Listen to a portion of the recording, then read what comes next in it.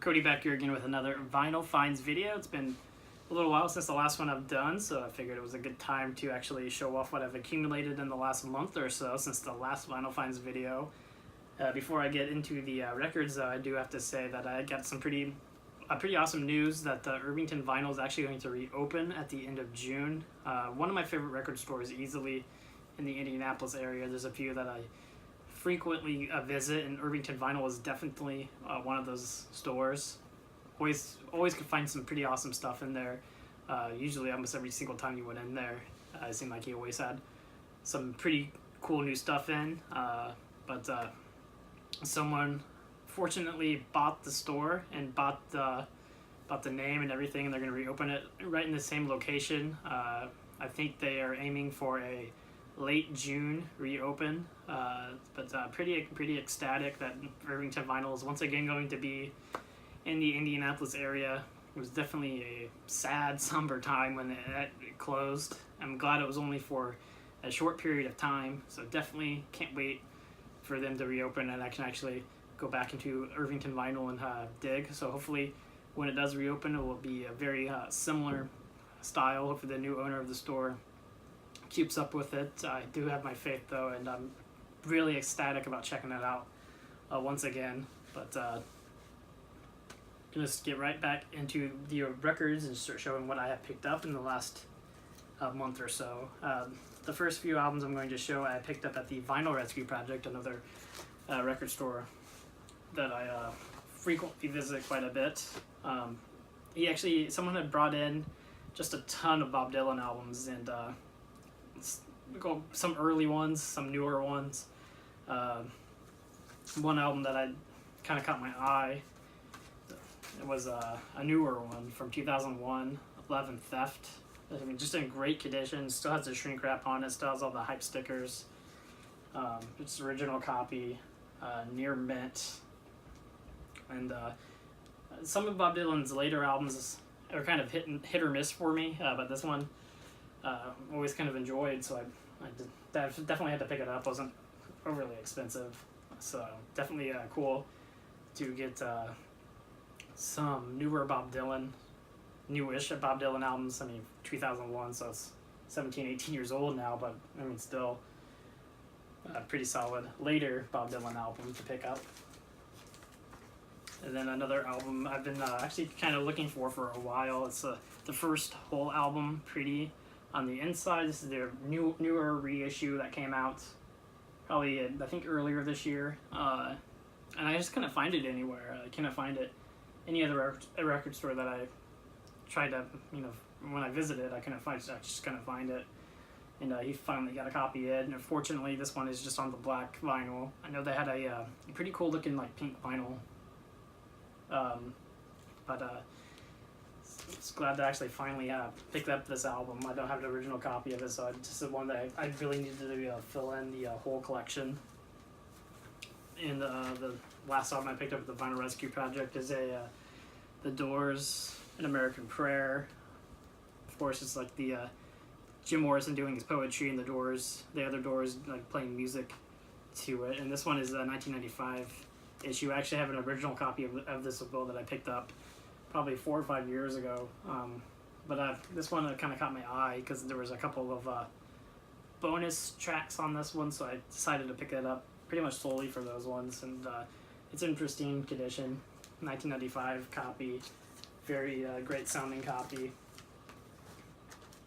But that's all the stuff I picked up at the Vinyl Rescue Project within the last month or so. The next few albums I'm going to show I picked up at Barnes & Noble, actually. The first one is the Cranberries. Everybody else is doing it, so why can't we? Of course, this is their first album. It's got Linger on here, which is one of their bigger hits. And the next one I finally picked up, the newest Brandi Carlile, By the Way I Forgive You album at Barnes & Noble as well. And I've actually not really been able to find this one. And granted, I've not really gone to many other record stores other than the Vinyl Rescue Project in the last months. And I don't think he ever got it in for some reason, but I finally picked it up at the Barnes & Noble. Just a great album from Brandi Carlile. Of course, the joke is the big hit off this album. You can pretty much, if you turn on the regular radio, you're more than likely going to hear it. But it's just a great song, great album. I really like the first track on here too. Every time I hear that song, it's a really good song as well. But I mean, all around, this is just a really solid album from Brandi Carlile. I think it came out in February or March, so I'm a little late picking it up.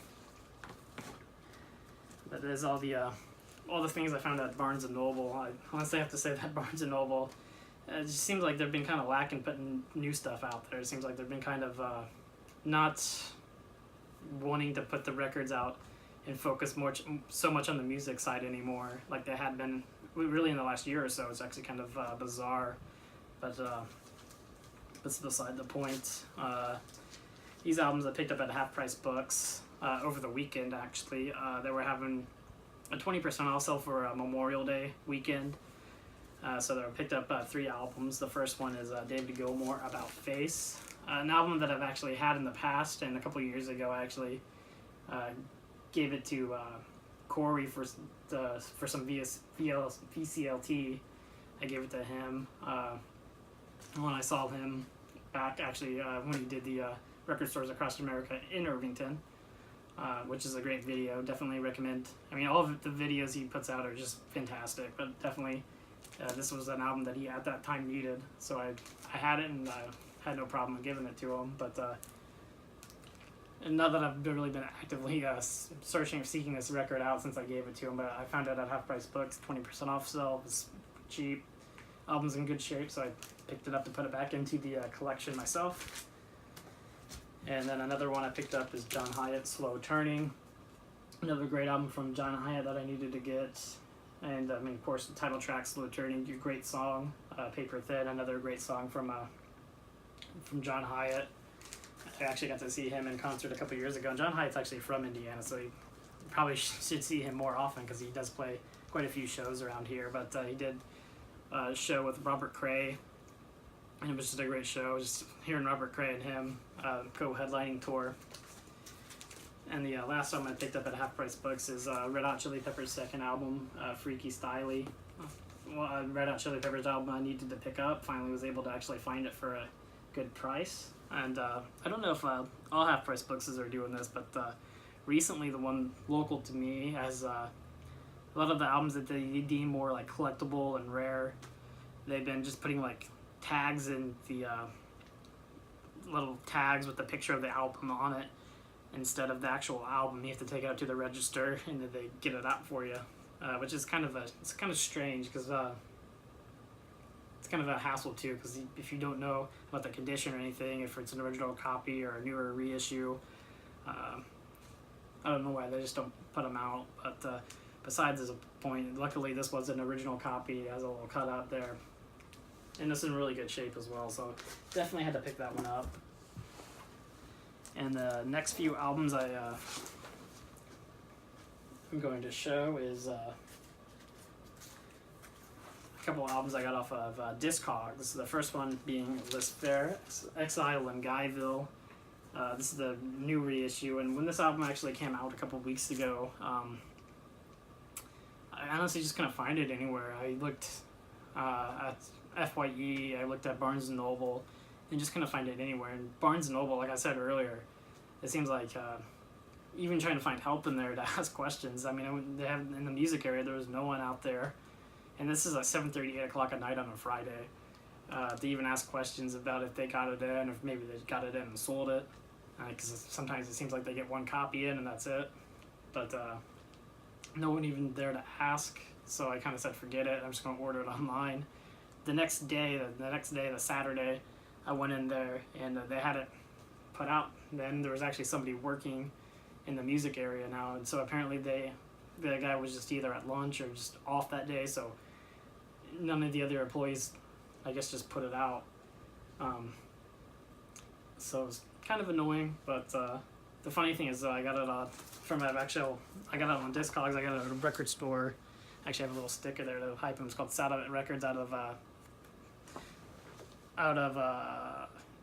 Kalamazoo, Michigan. So shout out to them because they had a few copies on sale on Discogs, and it was actually cheaper to get it from them shipped than it was to actually pay buy it at Barnes & Noble anyway, but of course I had to wait a little while to actually get it in the mail, which is kind of annoying, but I kind of like when records come out on release day, especially like reissues and just newer albums, to go into the store and buy it and have it that day instead of ordering it online and having to wait for it to actually get to me. But it is what it is. It's not like a huge deal. It's not like I haven't heard that album before, but it's kind of it's just a little bit annoying to go into a store, and it seems like more stores, not just Barnes & Noble, it seems like Best Buy, FYE, it seems like all of them are kind of like that.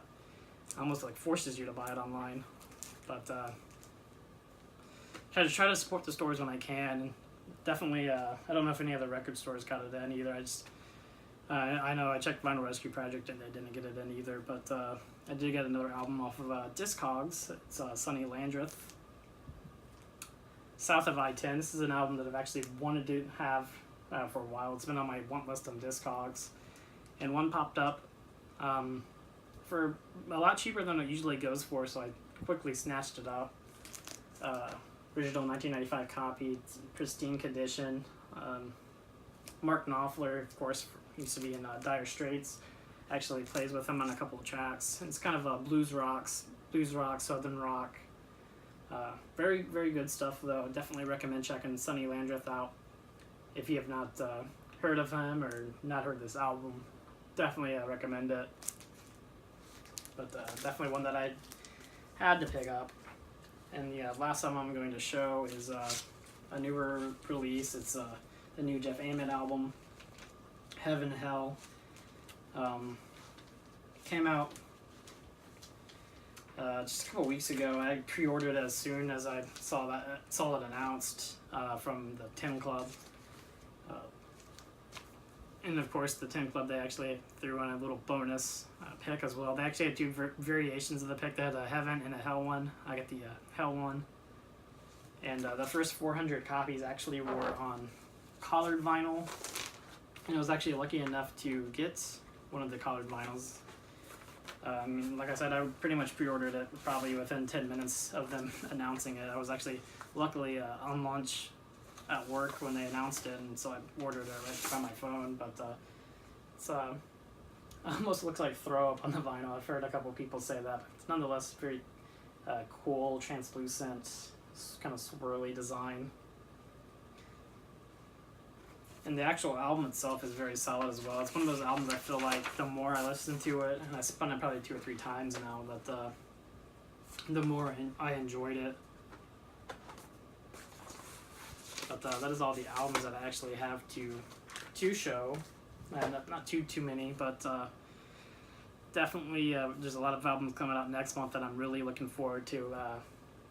Getting a couple reissues and a couple new albums. Of course, Blind Melon Nico finally getting a reissue. I think that comes out next week actually, so I'm hoping I'm going to be able to actually go into a store and grab it, because I didn't pre-order online, because it honestly feels like when I do pre-order things online from like Soundstage Direct or places like that, it seems like I usually get them a week after anyway. And then I go into a record store and of course they're right there the day of, but it seems like if I don't pre-order it, I go into a record store and they don't have it, so it seems like I can't really win in that aspect, but hoping I'll be able to grab that one next week.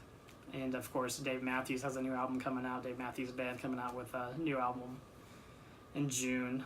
Actually, I do have that one pre-ordered. I actually got the white. They have like a white colored exclusive on that one that you can get on the Dave Matthews website.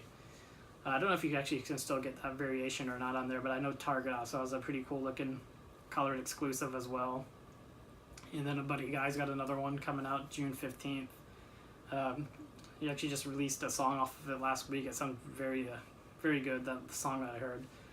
But definitely looking forward to it. Definitely looking forward to the concerts in the summer. But that is really all I have to show, all I have to say. Anyway, again, guys, thanks for watching.